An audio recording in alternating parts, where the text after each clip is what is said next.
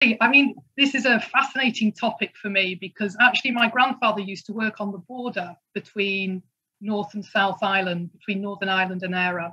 And I used to always say to my mom, how do you have such a phenomenal wardrobe, such expensive dresses you had when you were young? And she said, well, people would give us things when they went over the border. Borders are inevitably places where businesses lose efficiency and slow down.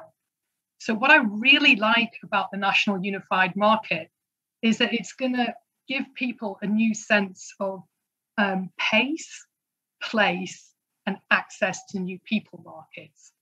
And you talk about the myth, Sandy. I think that's a really good way to address it, because people are going to say, oh, it's a new regulation, it's going to slow down the pace of business.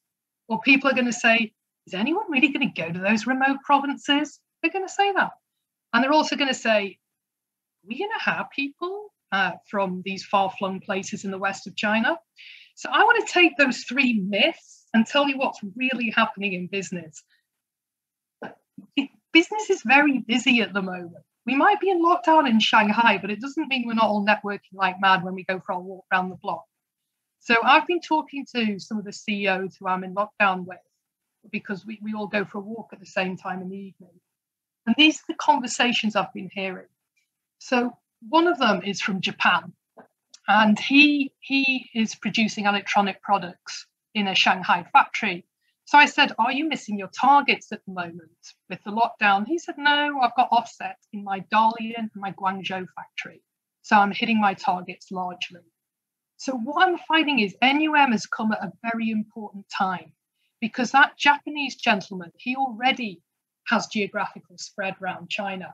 But the way that you lose business in China is if you're not quick enough to market. And NUM means that when you apply for a product license in Shanghai, you don't then need to go to Anhui and meet a whole load of other people to sit a whole load of other tests to get another product license. And speed to market is a critical factor in China. The Japanese CEO told me, I said, what's your big deal with the competition with your Chinese competitors?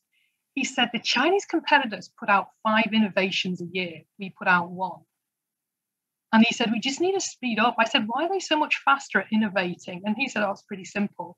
They'll put a product to market at 95% ready, and they'll test it on the market. We'll wait till it's 100% and launch 1 a year. So this difference in approach to business can be resolved by the national unified market, because everybody can get a license simultaneously for a continent, not just for one province. So I think it's going to help foreign businesses. The second myth I like is no one's really going to go to these places.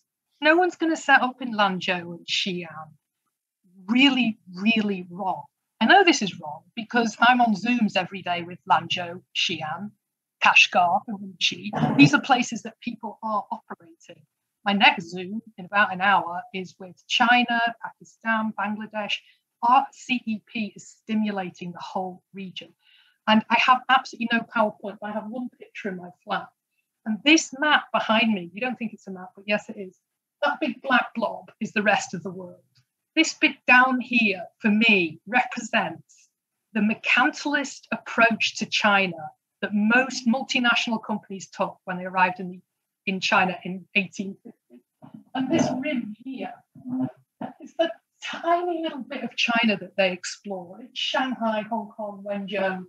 And now NUM is going to mean, but when they get a certificate for Shanghai, Wenzhou, Hong Kong, they'll also be able to use that certificate inland, and they'll be able to go to the markets, which everybody knows has been opened up by the railway. You know, everyone used to be near a port, now everyone needs to be near a railway, because particularly during a period of crisis in global geopolitics, everything's going by railway at the moment. And I've noticed the number of trains going from Chongqing to Duisburg has gone up from 20 a week to 90 a week, which I think says something. So basically, businesses are moving to Chongqing, Chengdu, because together they've got about the same population as Shanghai, Beijing. We have other clients who are moving to Kunming because they're getting ready for the railway down to Singapore to connect them to Southeast Asia.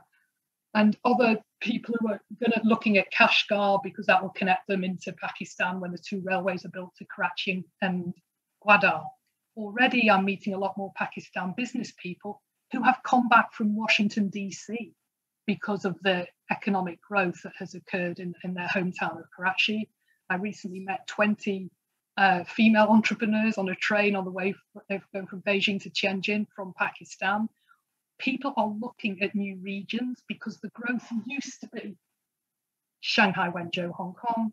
Now it's Urumqi, it's Xi'an, it's Lanzhou. And so my third myth that I want to address is, are we going to be able to recruit the people we need if we go Western China and open in these provinces? Absolutely, yes. Everybody knows the leaders always come from Hunan in Middle China.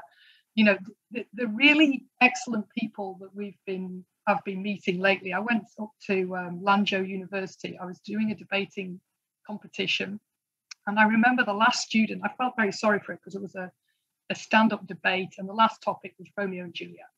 And she said, actually, I'm not a literature major. I'm a business studies major. But I'll analyze Romeo and Juliet as a business studies major. And she said, meet, get married, die, all in the matter of days. And she finished off with this quote. She said, do not let procrastination be the thief of your time. So how eloquent is this lady at Lanzhou University? I think when you go to the more Western regions of China, you find that the employees are superb. People don't come to China for cheap labor anymore. They don't. They come to China for a talented and productive workforce. And I was there with some UK university people who were recruiting. And yeah, of course, they were very impressed by the students at Lanzhou University. And this is what I find again and again. The Zooms that I've got tonight and tomorrow, they're with Hainan Boao in the US. They're with the UK, China, Pakistan, Bangladesh, India, Nigeria, and South Africa. People's hub of central activity. The head of international used to be in London, used to be in New York. The heads of international are now in the Asian time zone and then report back to clients in the US and Europe. So I think the center of everybody's growth is now in Asia. Everyone's profits for the next decade are by and large going to be drawn from Asia. So basically, I think NUM couldn't have come at a better time. The friends that I've been talking to during lockdown have all been catalyzing their business through Zoom.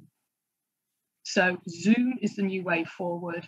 People want to live in more remote regions. The real estate after lockdown in US went through the roof in the rural regions because people are teleworking. When I go to Man Coffee in Dadonghai in Hainan, it's packed with Shanghai telecommuters working on their laptops. People don't need to be in the big conurbations anymore.